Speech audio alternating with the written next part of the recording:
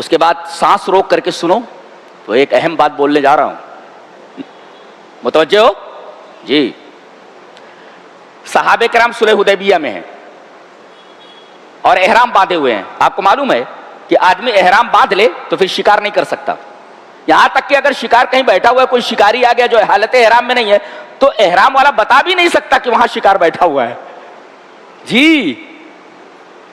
یعنی حالت احرام میں نہ تو شکار کر سکتا ہے اور نہ کسی شکاری کو شکار کا پتہ دے سکتا ہے۔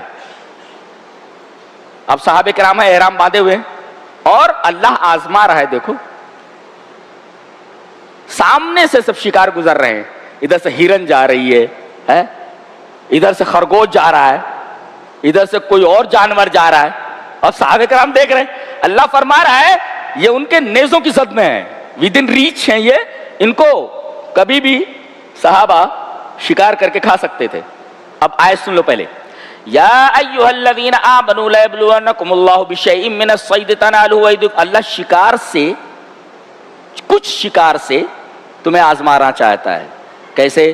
تنالہ ایدیکم، تمہارے ہاتھ پہنچ سکتے تھے، ہاتھوں سے پکڑ سکتے، ورماحکم، اور نیزے سے ان کو مار سکتے ہو، اتنے قریب سے گھوم رہے ہیں، پھر بھی صحابہ کرام شکار نہیں کر رہے ہیں۔ کیوں؟ لیعلم اللہ من یخافہ بالغیب، ان کے دلوں میں اللہ کا ڈر تھا بن دیکھے۔ ایک مفسر بہت اچھا تفسیرہ کرتا ہے، غور سے سن رہے ہیں نا، کیا تفسیرہ کرتا ہے؟ الجوال بین یدیک وبلمسۃ زر تنال کل ما ترید الیس ہوا ابتلاء۔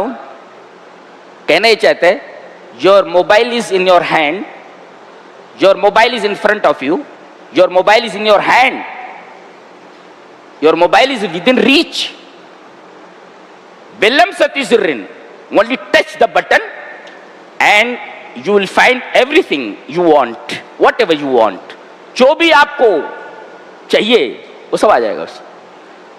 مجھے موبائل چلانا نہیں آتا، یقین مانو اگر آپ کہیں کہ میرا نمبر فیڈ کرو تو مجھے نمبر فیڈ کرنا نہیں آتا، نمبر نہیں فیڈ کر پاتا میں، کیونکہ میری انگلش بہت اچھی ہے، عربی بہت اچھی ہے، سب اچھی ہے، میں فیڈ نہیں کر پاتا، شوق نہیں ہے اس کا۔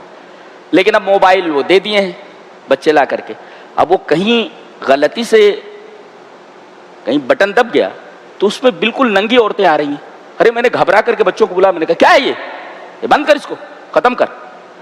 اب سوچ رہا، اس میں کتابیں بہت زیادہ ہیں، وہ کتابیں مجھے پڑھنا پڑتا ہے، سینکڑوں کتابیں ہیں اس میں، تو سوچ رہا ہوں ایک ٹیبلٹ لے لوں کتابیں پڑھنے کے لیے، اور وہ جو 500 روپے کا موبائل آتا ہے وہ استعمال کرنا شروع کر دوں۔ بہت گندی چیز ہے۔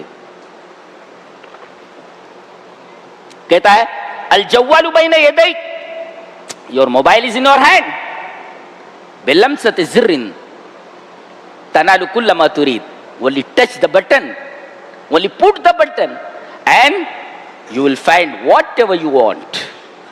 ساری چیزیں آپ کے سامنے ہیں۔ الیس ھذا ابتلاء، الیس ہوا ابتلاء، you are being tested، isn't so؟ جی آپ کا امتحان لیا جا رہا ہے، وہی کہا گیا یا ایھا الذین آمنوا لیبلونکم اللہ بشیء من الصید، اللہ آزما رہا ہے تم کو، اللہ۔ اور ایک صاحب نے تو اور کہا، بہت اچھی بات کہی کہ یسہل اللہ للانسان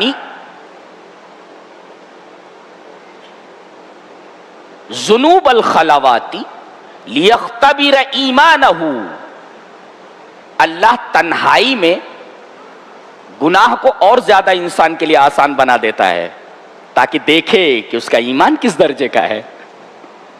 تنہائی میں ہو، کھینچ رہے موبائل، کیا کیا دکھ رہا ہے، تنہائی میں ہے آپ نا، تو من یخافہ بالغیب، کہ بن دیکھے اللہ سے کون ڈرتا ہے۔ اے کیا کتاب ہے، اللہ، پاگل کر دینے والی کتاب ہے۔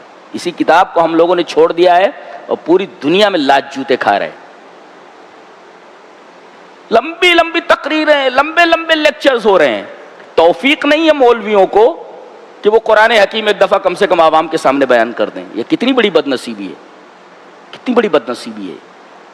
قرآن ایک ایسی مظلوم کتاب بن گئی ہے کہ سارے لیکچرز ہو رہے ہیں ہر ٹاپک کے اوپر، یہ کوئی نہیں بیان کر رہا ہے۔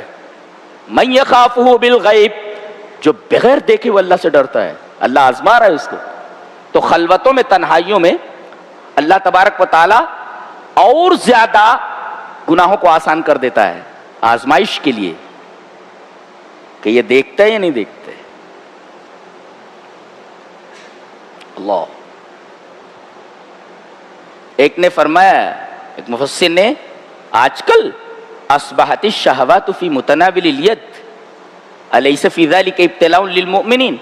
شہوات، شہوات کا مطلب ہوتا ہے lusty feelings, dirty desires, that is called شہوات. شہوات مینس گندے خیالات، گندی خواہشیں، dirty desires and lusty feelings, that is called شہوات. تو آج کل یہ جو ڈرٹی ڈیزائرز ہیں، شہوات، یہ فی متناول الید، اس آر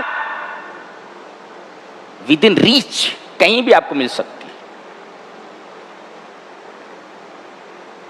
کیا یہ مومنوں کے لیے آزمائش نہیں ہے؟